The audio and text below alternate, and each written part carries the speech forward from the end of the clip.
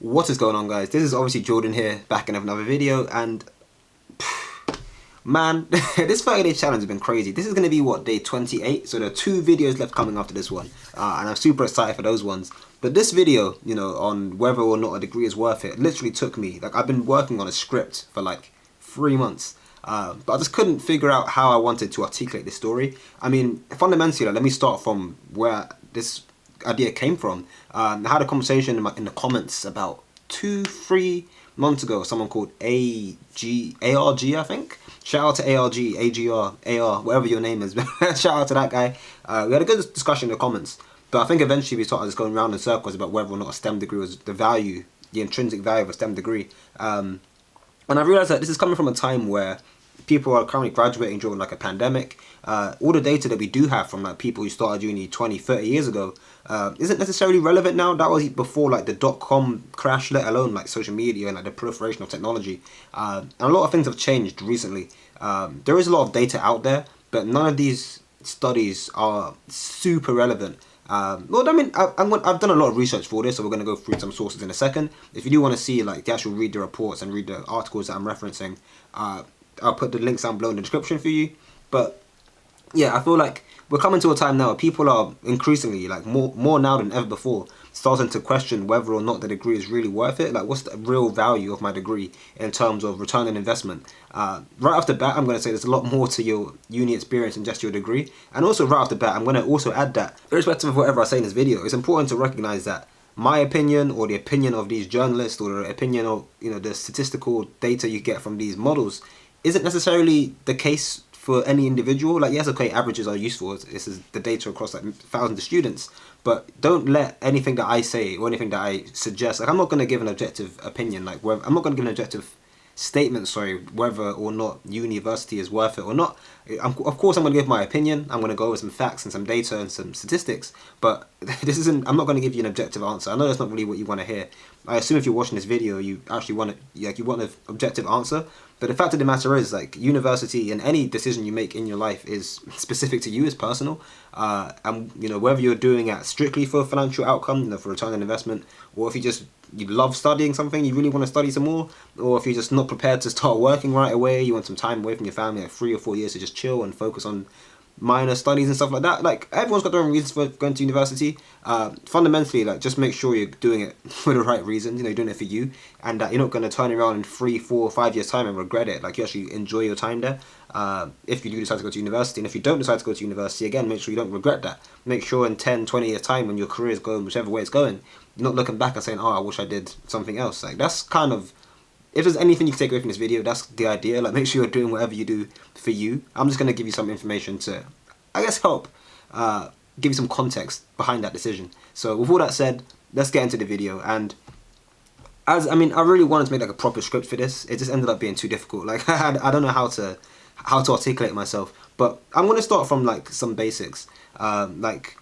The chat I had with ARG was fundamentally about STEM and tech subjects. And what I said in the comments and what I maintain to this day, not just my opinion, this is also based on data and research that I've done and that I've just read from around the internet, is that most people that do computer science and proper technical coding roles, a lot of those people are actually home taught. Now, I don't actually, obviously the data that I have shouldn't be taken as a microcosm for all computer scientists or software engineers out there, but there was a study done on I should actually have this data up in front of me, but there was a study done that found that about 2/3, 66% roughly, of all full stack developers were self-taught. Some of them have a bachelor's degree, even a few have a master's degree, but the vast majority of them were self-taught, and that says a lot. That says a lot. If you're thinking about degrees in general and you think about which ones you should be worth the most, or you assume are worth the most based on what you've heard, you're going to have to assume STEM, and within that you're going to assume computer programming and more of the technical roles.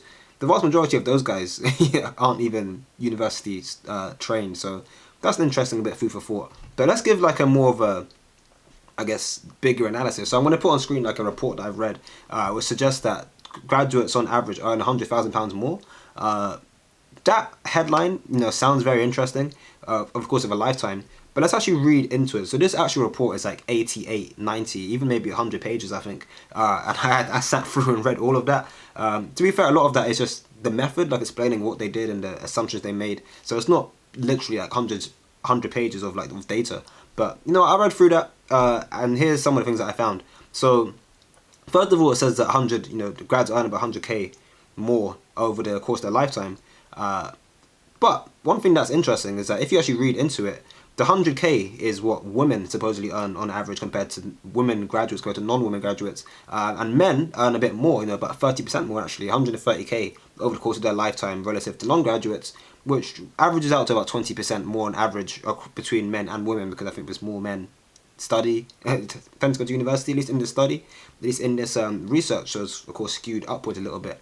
But yeah, men actually, I mean, there's a lot of data. If you actually read through the report, you're going to see like this whole gender pay gap thing. Like it's, I mean, I know it's a real thing. I think you guys know it's a real thing. But just in case there are people out there that don't believe it, like women literally earn less in pretty much every every industry. But we'll come back to that in a second.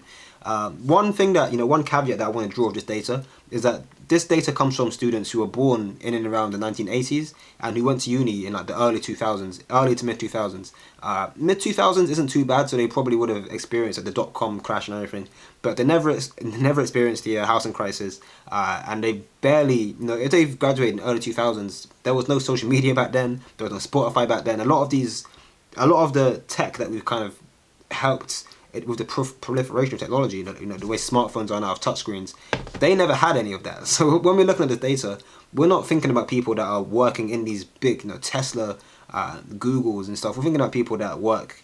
They probably do have good technical roles. There probably are some students within this demographic that did work, end up going to these big tech companies. Maybe they were like becoming big while they were finishing uni.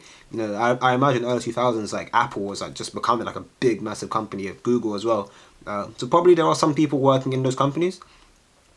This data didn't like specify the industries people are working in, but it's interesting to understand like this data and any data you ever read, any study or research project or anything you read ever is always going to be immediately out of date, because the second that's published, it's not going to be continually updated. And in this case, again, graduates from 2000. If as it stands, I'm going to graduate in 2023. So that's like 23 years, like 2 decades after the people from this study. And how for me to sit here and be like, oh yeah, this is probably relevant to me, like it's probably not going to be entirely relevant. But we'll come back to that later. It's just important again to just caveat this data so you guys understand that as much as it's useful to go through this report, it's not necessary. It's not like strictly. It's not to be taken as fact. It's not like you're going to earn this much because. Again, take it with a pinch of salt. Understand this is like 2 decades old worth of data. But yeah, what I found the most interesting is that 100k is actually a net value. Over the course of a lifetime, male graduates actually earn £430,000 more than male non-graduates, and female graduates earn £260,000 more than female non-graduates. The difference is, once you account for like tax and student loan repayments, that quickly comes down to like 240k for men and 130k for women.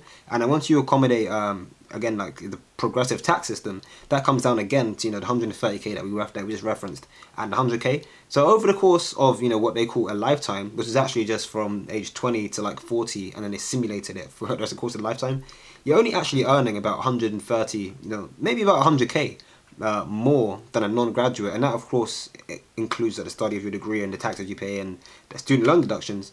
But 100k, while that sounds like a lot, if you consider the fact that a lifetime is, if you graduate at 21, that can be up to, well not up to, but you'd assume about 60 to 70 years, but at least in your working years, that's probably about 50 years if you retire at like around about 70. Like, to earn 100k over 50 years is only like you're making about 2 grand or something, like 20 grand extra per year, which is, it's not 20 grand, yeah, literally it's 2 grand extra a year, which isn't small money by no means, but you're doing a lot of work for 2 grand extra a year. That's something that's worth considering. Again, this isn't my objective thoughts. I'm not just going to tell you right off the bat that you only earn 2 grand more than graduates, so don't go to university. That's not my point. Again, this is just me reeling off, going through the data and telling you what I think about it. Another thing that I find interesting is that this data suggests that a male graduate is worth about £240,000 on average to the economy, which means that you kind of pay off a lot, £240,000 in taxes more than a non-graduate, and that's about 130k for women, so about half of that. So if you're talking about like productivity and how valuable we are to the taxpayer, technically men are twice as valuable as women, and that comes from the fact that men earn more than women as well, so it's a bit of a caveat there. But a lot of interesting takeaways from this. One thing that I didn't like, there's no data on retirement plans. While retirement doesn't necessarily mean much while you're working, it's important to understand that how prepared are we for life after work. Like, yes, uni is just, you go to uni to get a job, but is that actually like super important? Like, how does that pan out in the long run? And there's a lot of other things that it's not included in the data, like gender's included and the degrees they studied and the sector they work in is included, but there's nothing to do with race, nothing to do with like class. I feel like a lot of graduates, a lot of people that go to university generally are middle class and earn a lot of money anyway through their parents, and people that have parents in high earning industries benefit from the concept of nepotism. Like, they just get these jobs easier. I don't actually know how these numbers correlate. If you were to exclude people that were given jobs by their family, which I don't actually know how you do, but if you were to exclude certain demographics of people, maybe students that went to private schools and stuff like that, I wonder how this data would change in that regard. If you exclude white students and you accommodate like black students, for example, for this data, I wonder how that will change. I mean, obviously the ONS and the government don't want that data out there because that probably makes us look at the UK a little bit differently. But for the basis of what we have, like, it's a lot of interesting key points and key takeaways from this. Another thing that I found especially interesting in the two graphs that I put up here to contrast each other is that women generally don't see, I mean, they do earn more money as they grow older, from like 30 to 35 to 40 as shown in this chart, but men earn so much more. Their earning potential continually increases year on year, which is fascinating to me. I don't know why. The data kind of suggests it's like family building, and a lot of these women kind of peak in terms of career focus when they're like 30, 40, and because of that they don't necessarily pursue these higher paying roles. I'm not sure if that's necessarily the case. I mean, obviously the gender pay gap again does exist. I do think it's unfair to categorize every woman and say that all of you guys plan to have families, that's why you earn less. And even if that is the case, I think it's a bit unfair to be like, oh, you want to have a child so you don't deserve to earn as much.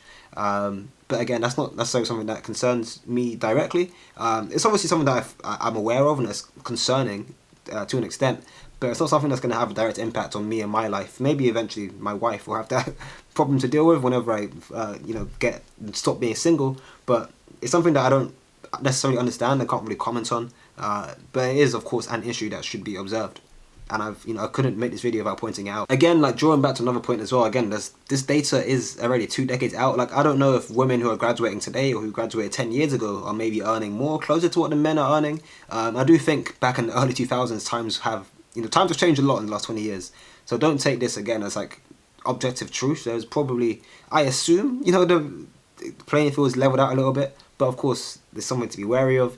One thing that I found especially interesting, which we're going to talk about a bit in the second half of this video, because a lot of articles that I read that I'm going to of course reference down below, they all say that, not all of them, but some of them try to suggest, they try to paint this image that STEM degrees aren't much more valuable than arts degrees, humanities degrees. They talk about, some of the, a lot of people, and to some extent I do agree with this. I think when you progress in your career, you don't stay like a software engineer forever. A lot of people eventually take up like a leadership position and go into management, products management or whatever. And in those lines of work, you don't need the technical skills as fluently. That's more about like people skills and communication, leadership, things like that, which some of these articles suggest that you learn more of and you have a better understanding of if you do like an arts degree, and if you do a career that's generally more people focused, like consulting or like customer service. Those skills are more valuable as you get older, when you get into management positions. However, this data suggests, not proves, again suggests, that men that graduate with an arts degree actually earn less than men who don't graduate at all. Like, if you're looking to study, according to this data, if you're looking to study like history, geography, liberal arts, social care, midwifery, whatever, nursing, you're far better off just not going to university, just picking up a job anywhere else, doing an apprenticeship. You're probably going to make more money that way, according to this data. Again, out of date, I don't actually know if this is still relevant, and I don't actually know that maybe there's a correlation between the types of people that applied for certain jobs back in the days versus maybe now things are more divvied out. Maybe people think apply more now based on the general interest versus like when degrees were free, you kind of just went to pick any degree now. Whereas nowadays you have to pay for it. So maybe we put more thought into what we want to study. So you have generally like harder working, maybe that people are just generally smarter that go to uni. I don't know if this is true. This is I'm just an opinion. I'm just suggesting something. But yeah, the idea is that graduates who study like arts degrees earn less if for men, and female graduates of like non-STEM degrees barely break even. I mean, for the most part, they do earn more. But once you account for like tax and stuff, it's pretty much just breaking even. And when you consider that you have to put in 3 years worth of work for it, again, if you only care about ROI, your return on investment financially, it probably isn't the best decision to pursue a non-STEM degree, according to this data. One thing that I found interesting as well as I was reading through it is that roughly 1 in 5 people don't benefit from university financially, which means 4 out of 5 people do benefit financially. Well, what that means is like you're earning more over the course of your lifetime than you spent or than the government spent on you to go to university. So generally, like that goes to show that 80%, I think it's like 85% for women, and it was like 75% for men, which is 2 relatively good numbers. I mean, I guess for men it's not as good. 3 and 4 men benefit from university, but a quarter for every 4 guys you see next to you in lectures, one of them is actually going to regret going to university financially, and that's quite interesting. I do think, again, a lot of this data is simulated. It's not objective up until it's not literally a lifetime. It's people that are born in 1980s that are still 40 right now, and depending on your industry, if you work in finance, for example, you don't really make the partner MD position until like 10, 15, 20 years into your career. So it's highly likely that some of these people haven't even seen the biggest jumps in their income yet.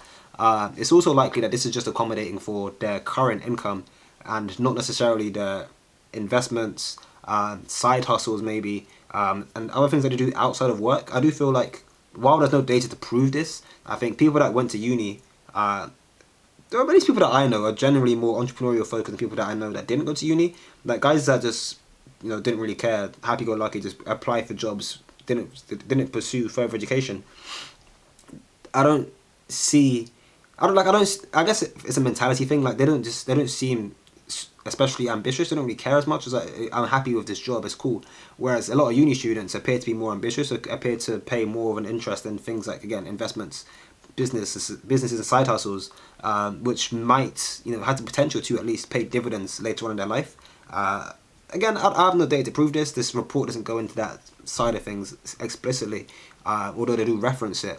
It's just interesting, of course, to observe and again to mention in case you are someone out there who's maybe looking at these sorts of things and you understand that there's more out there than your salary alone. But yeah, fundamentally I think it's crazy. The top degrees here are basically like law, economics, medicine. I'm annoyed that chemistry ranked higher than engineering here, but I do feel like, again, if you're working in engineering, it kind of depends on the route you take. I think one key difference is that engineering degrees are typically integrated masters. So that extra 9k plus maintenance loan, let's say like up to 15 to 20,000 pounds you take out extra, that probably does play a big role. However, of course, medicine is like 5 to 6 years, and that's currently like the highest earner. So medics, if you're doing medicine, shout out to you guys, for both men and women earn a lot of money. But one thing that's interesting is that the variation in male salaries is far greater than the variation in female salaries. Like women kind of earn similar amounts across the board. There are still higher earning degrees like law, econ, medicine, as I mentioned, but it's a lot more balanced. Whereas men, like nursing men, earn like scraps, and then like medical men earn like ridiculous amounts of money. And you can see in the 2 graphs I showed earlier that I'll flash up again briefly, that salary increases quite a lot over the 10 years from 30 to 40 here, whereas women doesn't increase as much. So if you're a guy in the UK and you study medicine, you're sorted. This report also mentions that Russell Group, I'm not going to go into specific unis too much because the trends are generally the same, but Russell Group unis, of course, yield higher returns on your investment for your degree. And that variation is more observable the more, the higher ranking your degree is. Like the variation in medicine is like some people earn loads, some people earn little, and then as you go down, the lower earning potential, the variation differs not as much. It's not as varied, but of course it is lower. So it's important to consider that scale. Like because the average is high, it doesn't mean you're going to be earning a lot. You could do medicine and end up earning nothing. You could do nursing and end up earning a lot. Of course, there are always going to be outliers, but the data suggests that STEM is very, very important. And that's kind of one thing, actually, one final thing that this report didn't go into in as much detail as I would have liked. But one thing that I find interesting is that there's no telling. I talked about averages, and these charts, these data points often refer to medians instead of like means. So it's not like a literal average; it's like the median earning. But I do kind of wonder how skewed it is.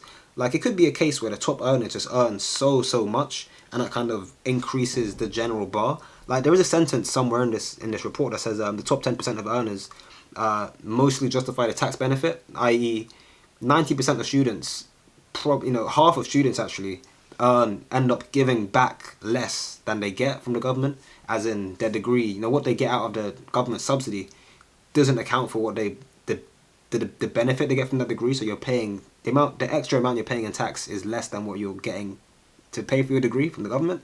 And that's very interesting, because what that means is that this degree is not actually worth it for the government, for like most people, and it suggests that the top earners are the ones that offer the largest productivity boost to the economy. This didn't go into specific data. Like, I would have liked to see an individual data points. You probably can request it, maybe, I don't know, but yeah, I wonder what the skew is like. And again, they didn't talk about like race or class coming into university or things like that, how many parents you had, and other data points that might skew it, might have less favorable results. But again, that's basically, in a nutshell, that's the data. But what I'm going to talk about now, the second half of the video, is more of the qualitative data. So this is quantitative. They're giving me numbers and data points. Qualitative, I'm going to go through some of the reports that I read and kind of talk about what their ideas are and what that means to you guys. So again, I did mention briefly earlier that a lot of these reports are quite anti, because I was looking for something that would offer me balance. Like, I kind of already knew, or at least had an idea, that STEM degrees pay more, but I wanted something that would suggest otherwise. And the fact of the matter is, there's no data to prove it, but there are a bunch of reports that suggest it.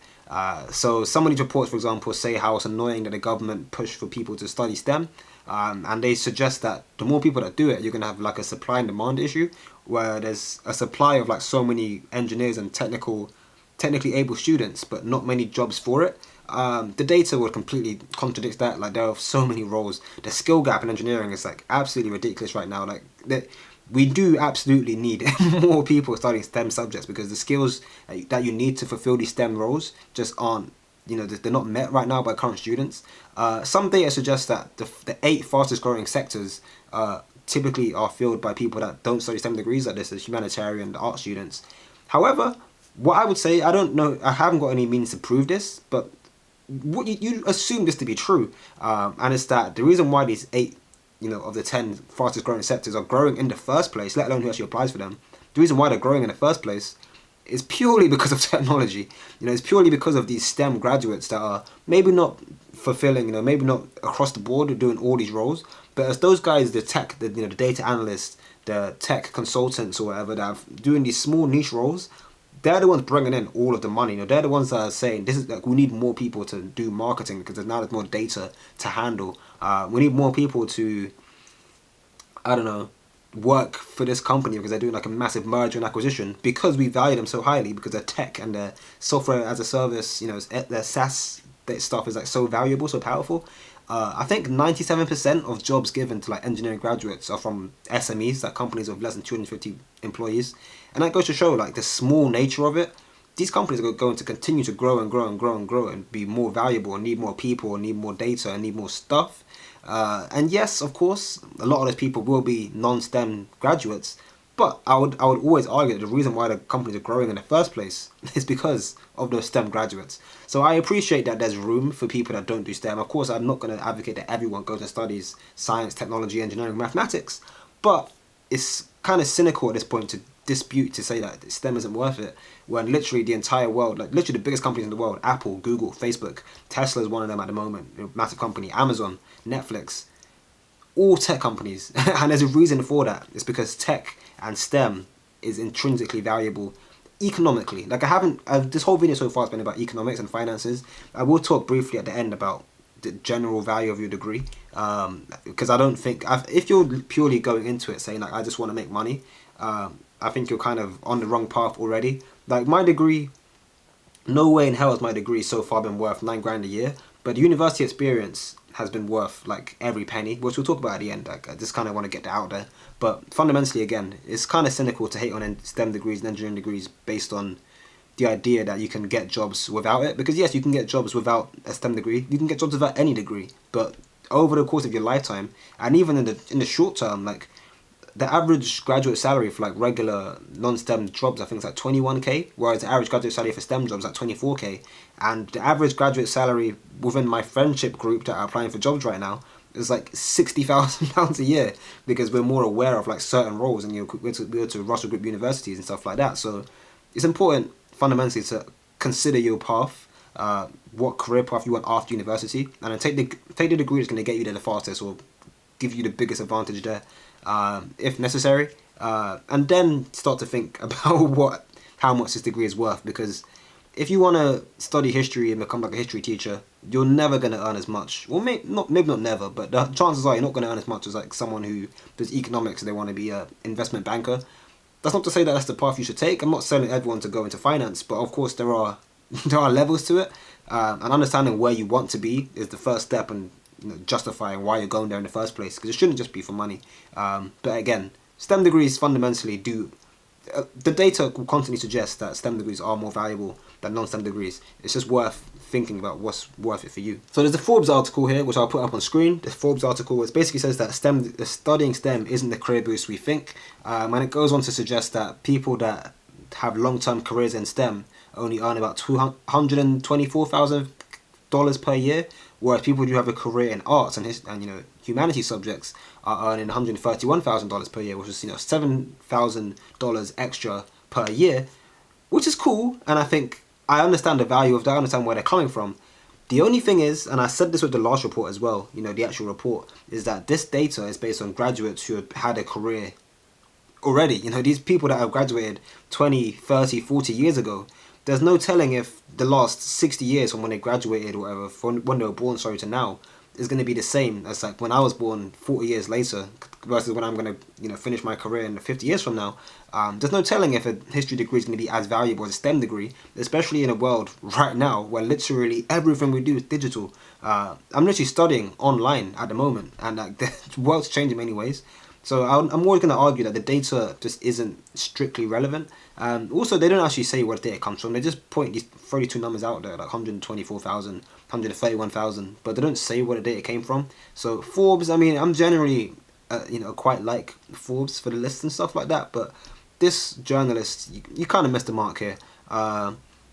He also references the point I've already made about how STEM kind of leads to like management and leadership roles, which aren't necessarily technical. The only other thing that I think is actually interesting from this whole article, like most of it I thought was silly, but the one thing that I did find interesting was that he said that if you're working in STEM, because tech evolves quite rapidly, STEM graduates generally spend more time after the degree still maintaining their learning, especially in medicine. Like there's always learning new things, new treatments, new machines, and not software, but like hardware that does certain things. Like you're always having to learn more things. If you're a software developer, full stack developer, whatever, UI, UX, and no matter where it might be in the world of computer programming or coding, you always have to learn new things and like change, update to Python 2 from Python 2 to Python 3, or change this, or new systems, new hardware. You get like new computers every now and then. You have to get used to like Mac versus Windows. I'm just being trivial at the moment. It's not like every week you change from like Mac to Windows,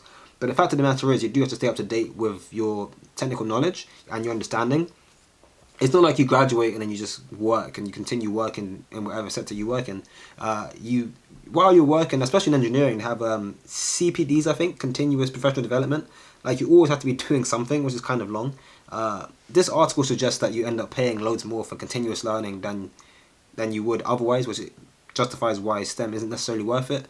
But I'd say the pursuit for knowledge isn't necessarily a bad one. And if you're talking about going into management leadership anyway, then you don't need to keep on learning. You can just learn what you need to do well and then become a product manager in the future anyway. So this report's a bit here and there, but I hear the point on that one. The only other good point is that I think the very first line or the first paragraph, they say that it's silly to consider university from like ROI alone. It's kind of what I've been saying this whole time. And what we're kind of going to talk about right now, briefly now anyway. So just before I wrap up on like the data driven side of this report and like the quantitative data side of the report, I saw a bunch of articles from around the world. Like Australia have an article saying that they're going to charge more for like non-STEM degrees, and this article suggests that STEM like isn't valuable anymore because it's yeah, and a lot of these articles are, they're not based on data. They're kind of just people saying things like grad school is going to be employable. But yeah, it talks about how Australia are charging more for non-STEM degrees. Of course, in the UK, we've had these constant schemes talking more about STEM. I can't remember what it was. People were like pissed off last year. There was like pictures of like people with like arts degrees, like a dancer or something, and it's like, oh, maybe it's time for like a career change. Basically, encouraging people to to learn Python and stuff like that, which I get to an extent, but I think it's disgusting to have your literal government saying like, oh, your degrees aren't worth it. Like you're the one who coerced people into university in the first place, and now that they're here, you're saying like, oh, it's time to upskill and learn something new. It's like you're just begging me to give you more money, which is very, very. It's not nice. You don't want to see that from your government. I guess I'm lucky because I already studied an engineering degree. I'm not offended by that, but looking at it, it's like come on, man. Like, you don't want to see that. However, yeah, one thing that I do want to say is that that's kind of my point. I do think it's a bit mad. I get it, but I don't necessarily agree with it.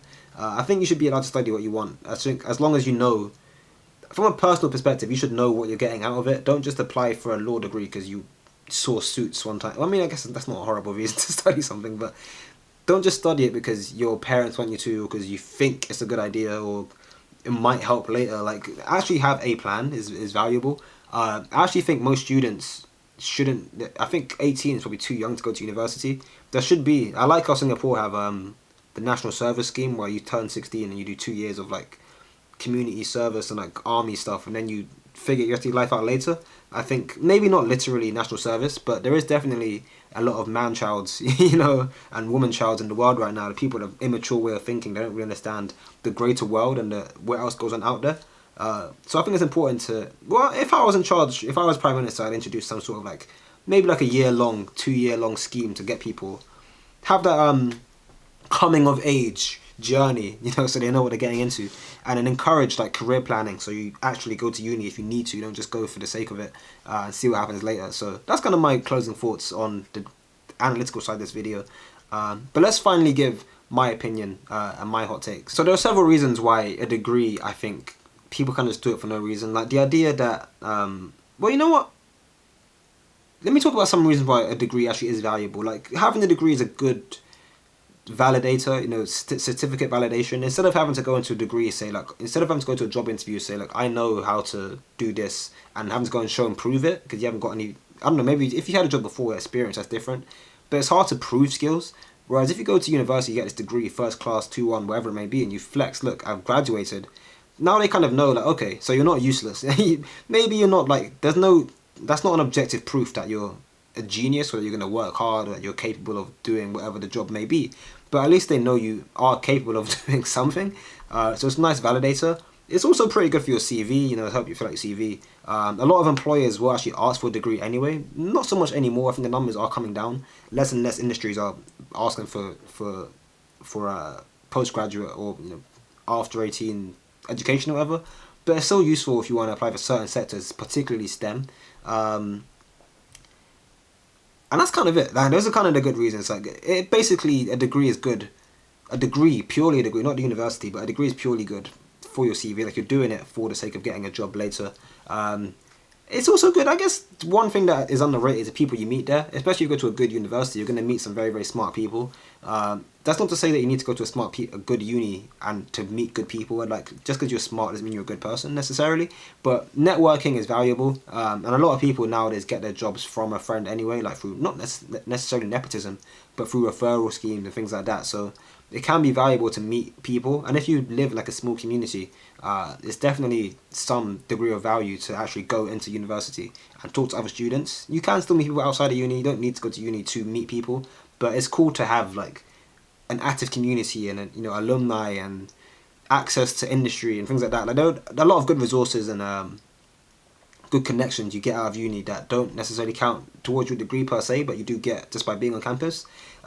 In general as well, if I'm talking about university now, a nice segue into that, the actual act of like making friends, living independently, having to cook for yourself, having your own desk. If you're someone like me and you share a room with siblings, having your own space, having someone to live in like another city, in another country, even if you went abroad. What else is there? Like driving around Bristol, like, you know, seeing a new place, meeting people that live. Because if you go to school in your community, pretty much everyone in that school is also from your community, if not neighboring 2 or 3 communities. But going to uni is like I've met people from Hong Kong, China. I've met people from Atlanta in America, Africa. Like I've got Kenyan friends now. I've got friends from all over the world, and that sort of access is unparalleled. You don't get that anywhere else. The internet kind of gives you that, you know, that reach nowadays, but traditionally you don't have that reach. And even with the internet, having, you know, being online, you have to make intros, or it's kind of awkward. It can be difficult. Whereas in uni, it's like you're literally sitting next to some of the smartest people on the planet. Like me sitting here in Bristol, you know, one of the top universities in the country, top universities in the world, studying engineering. Like I know that this guy next to me, you know, and this girl behind me, or in front of me, wherever it may be, like someone in this room is going to be mad successful, and all I got to do is like know as many of them as I can, and figure the rest of it out later. So it's cool. It's cool to have that. And what uni fundamentally does as well is prepare you for real life. Like you're living on your own.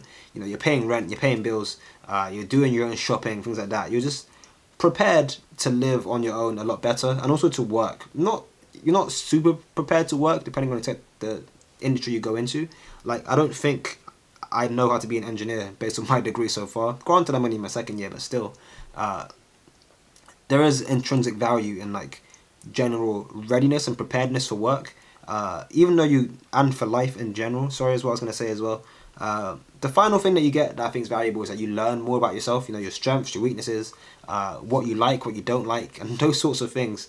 Even though self-awareness, you don't pick that up at university per se, it's a nice like battleground to kind of figure it out on your own. So those are my 8. Those are some of my like good reasons to pursue a degree. Notice how none of them were like the degree itself. I mean, the degree itself is valuable. Again, if you want to get a STEM degree to work in STEM, if you want to get any degree to work somewhere, it's good. But again, I don't want to give objective advice, because fundamentally it depends on what you want to do and the path you want to take. Some people don't even need a degree to do what they want, so bear that in mind. That even goes back, referencing as well briefly, the first article that I was going through to get some quantitative data is like, some of the time, a lot of people that don't go to university not a lot, but there are obviously an amount of people that don't go because they don't have the grades to do so. And those people that don't have the grades, they're not dumb by any means, but I don't know how to say this in a politically correct way, but someone who's more academic, someone who's more capable of understanding things, you can generally expect them to make better decisions. That's not so unfair to say. I don't know how to say this right, but it's difficult. Where if there are people that didn't get any A levels, no GCSEs, the way the employment market is, that you need a certain degree of education to apply for pretty much every job. That's not to say that people that don't have GCSEs aren't clever or aren't life savvy. I'm not trying to imply anything like that, but the people that, you know, put the work in from day one, studied, got the good grades, went to good sixth form college, studied again, got the good grades, went to uni, you can assume, or at least I'm going to assume for this purpose of this video, that they're just generally more abled and more likely to succeed. Whereas people that don't go to university, the earlier report that I mentioned, I think excluded people that didn't have 5 GCSEs. So there are people that just didn't do well in school that were completely excluded. And while that's valuable in the sense that it means that everyone here is of relatively similar academic ability, not necessarily intelligence, but academic ability, I think it's a bit disingenuous in the sense that there are probably a bunch of students that didn't go to uni, a bunch of people that didn't go to uni, that are either earning basically nothing because they haven't got their qualifications, or they're earning loads because maybe they didn't go to uni because they wanted to start a business that's doing well now. I don't know what the case may be, but you kind of want as much data as you can get, and the fact that they're excluding certain data points, it's a bit interesting, it's a bit telling. I assume if the data was, in line with their beliefs, what they're saying, then it would make sense to include it. So maybe it was contrary to why I didn't include it, but either way, I don't know. That's kind of it. But yeah, just to briefly conclude on my thoughts, like, fundamentally, if you had to ask me for my opinion, if you're generic person one asking me whether or not I recommend you do go to university, I'd say yes. All day, any day, I'm saying yes. Because outside of the literal cash return on your investment, you know, you meet great people, you have a good experience most of the time. I mean, some people don't enjoy university. I'm not going to act like everyone loves it. Even me myself haven't necessarily loved every second of it. But I'm not going to act like I haven't met some like incredible, wonderful, amazing people. I'm not going to act like if I wasn't here, the decisions I made I still would have made. Like the podcast, for example, there's no telling if I would have done UGSG without uni. There's no telling if I would have done this YouTube channel without uni. And the way I think now has definitely been altered and changed based on my perspectives and experiences that I've encountered on campus, and also my perspectives and experiences that I've encountered by talking to other people within my age demographic that have similar interests to me. You know, I've learned more about engineering, I've learned more about tech in general, I've learned more about Bitcoin and finance, marketing techniques, psychology. Like I just know more now, which is invaluable in many ways. The only thing is, uni, and to be fair, nothing really in life is worth anything if you don't go and get it. Like you can pay £2 million for uni, and if you don't actually go to lectures or actually go out and meet people, you just kind of sit around, you're not going to be able to extract that value. So to actually make your time in anything you do, you actually make something worth it, you have to go and get it, and go out, you know, make the friends, meet people, do the things you have to do, attend the lectures, get the grades. If you're working in some sector, like, you know, show up to work on time, talk to your supervisor, ask for work, learn the trade. Just do what you gotta do, and that's how you extract value from anything. Like, there's no harm, especially with university. Like for me, let me talk for my case. The fact that the fact that the government have paid me to be here, you know, I may as well, while I'm here, may as well get the education. There's no point of just paying for this and just sitting around doing nothing. There's no point questioning whether or not uni is going to be worth it. If like, what else are you going to do? That's not to say there's nothing else to do. Again, apprenticeships are very, very cool. If I could go back, I probably wouldn't have done one because I really value my time here at university. But if I wasn't going to Bristol, if I was going to like a non-Russell Group uni, I most definitely would have done an apprenticeship. It just seems like a better decision. And there are several good choices you can make, even without an apprenticeship. If you just work at like Sainsbury's, Tesco's, Carphone Warehouse, like any high street shop, you can of course work your way up. Again, if you go get it, you know, you put the time and put the hours in, show that you want it, you know, be determined. And yeah, fundamentally, just my only advice, if you want me to give you a recommendation on uni or not, I think university is worth it. Even with non-STEM degrees for men giving you less money over the course of a lifetime, I still think the general experience you get meeting people, you know, living on your own, preparedness for life is good. And even if you are earning less in the short term, I think having a degree is valuable because it allows you to do things. You know, having that certificate validation just allows you to do things that other people can't. And even while you're at uni, you have access to like libraries on any book in the world. We do have libraries outside as well, but like academic journals that you might have to pay for without uni. You have access to Python's free anyway, but like MATLAB's very expensive. That I have access to it because I'm a uni student and I just have it for free. Adobe Premiere, I think you do get Premiere and all the Adobe Suite for free if you study like film studies or media. I had to pay for it, but even then I got student discounts, so I still saved money. I still benefit from being a student. An NUS card, which is Totem now, or Uni Days, you get like 10% off anywhere you go. Like I've been selling things on eBay through My Hermes, and I get like 25% discount just because I'm a student. Like I've been making money even before I graduated, just literally because I'm a student. And the things you get access to, let alone, you know, the people, the experiences, to life preparedness, like just having student discount and having access to academic journals and free printing and, you know, advanced computers, not like super advanced, but like, you know, good computers on campus. Like these things are just intrinsically, like if you have access to these sorts of things, you can do so much. And appreciating that early and valuing that early, even at the career service, and if you're in uni, you can apply for like grad schemes or internships specifically instead of doing like the normal route. You know, you can have like better progression systems if you're applying for the right jobs. Like I'm happy I'm here, and I recommend most people at least consider a degree. I'm not saying go and do it, but it's definitely worth considering. Again, as I said at the beginning of the video, it's not for anyone. It's not for everyone. It's a very personal choice whether you go to university or not. I've got an article up in front of me here of 7 reasons not to get a university degree. You know, number 1, it says it's a waste of money. I disagree with that.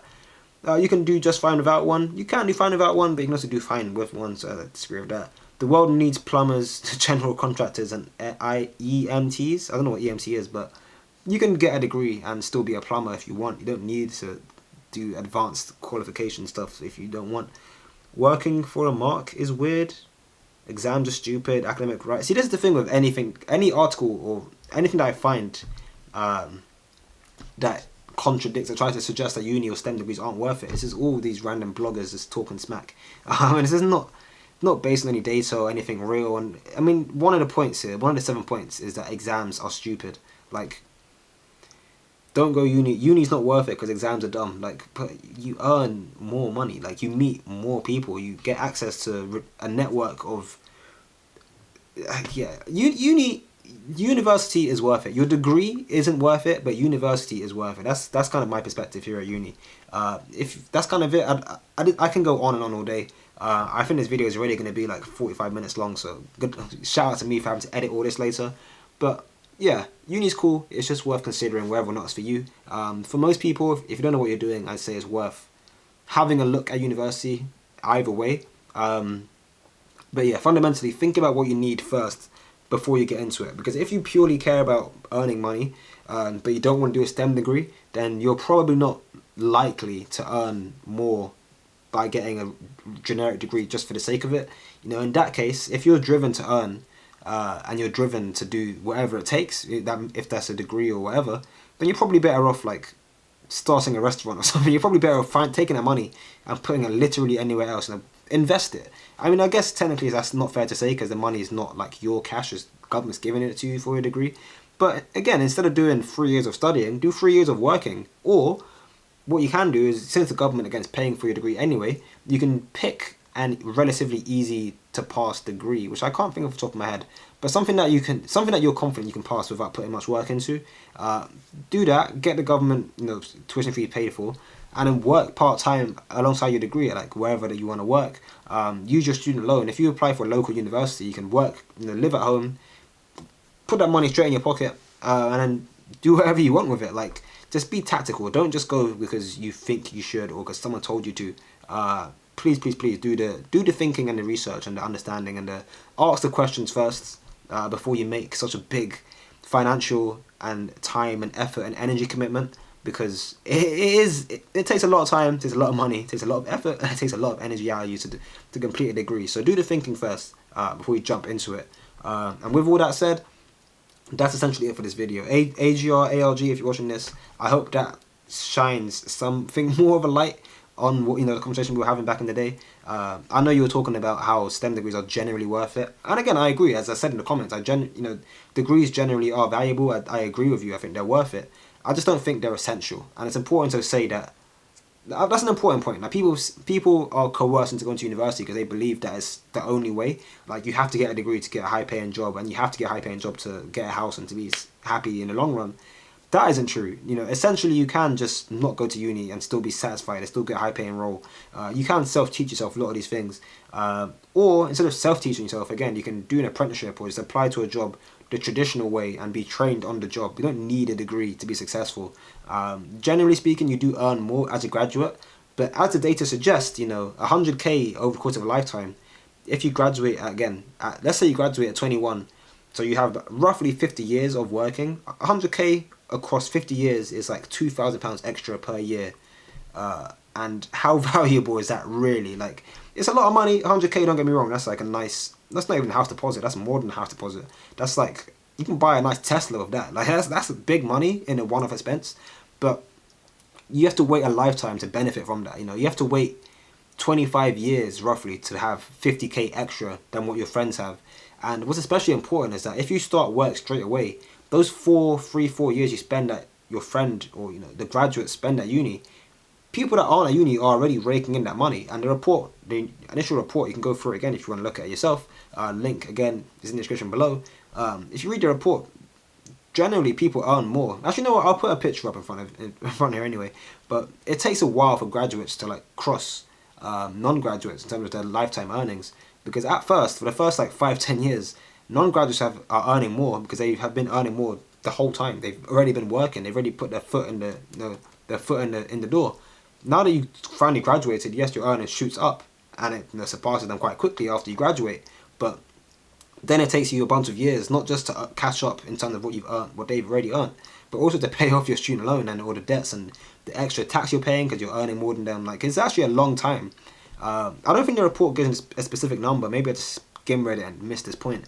But intuitively, off the top of my head, I would say it probably takes about 10 to 15 years on average for graduates to break even with non-graduates. And then, of course, yes, the rest of your life you're in surplus, you're in profit, you're earning more money. But that's a 15-year wait. And a lot can happen between now and year 15. Well, for me, now on like year 8, because I've been at uni forever. But yeah, again, do the thinking on your own. Those are kind of just the numbers that I found from online, from these different reports. Some of these reports are, well, the one that I've referenced the most is actually from the government, UK government, ONS, Office of National Statistics. So it's actually feasible data. Again, the caveat is that these graduates are from early 2000s and times have changed a lot since 2002 to 2021. But yeah, it's worth considering.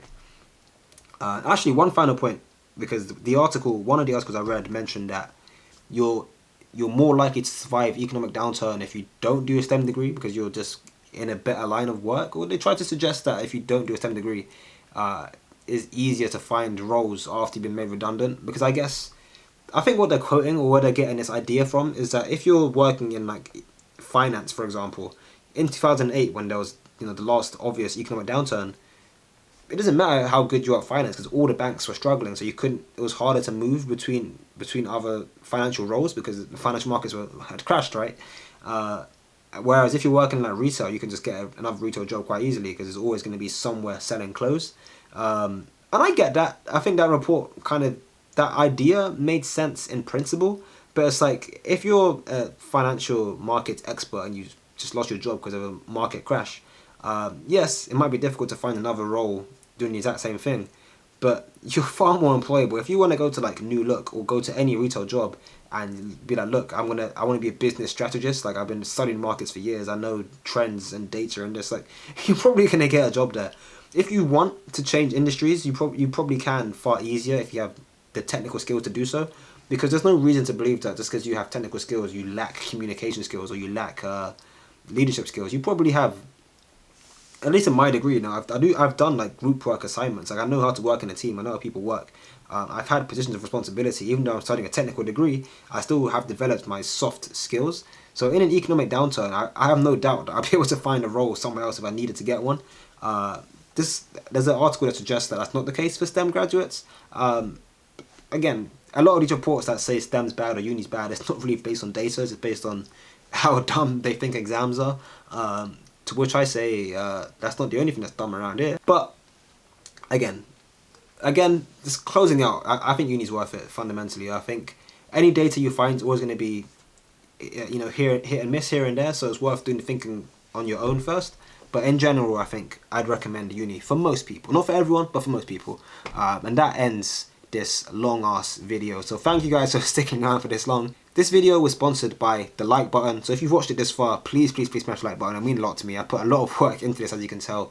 All the links to all the reports I've referenced and articles I've mentioned will be down below in the description. That's it from me, and I'll catch you guys in the next one. In day 29, one more day, 2 more days, and then we're out of there. So take it easy, and I'll chat to you guys tomorrow. Peace.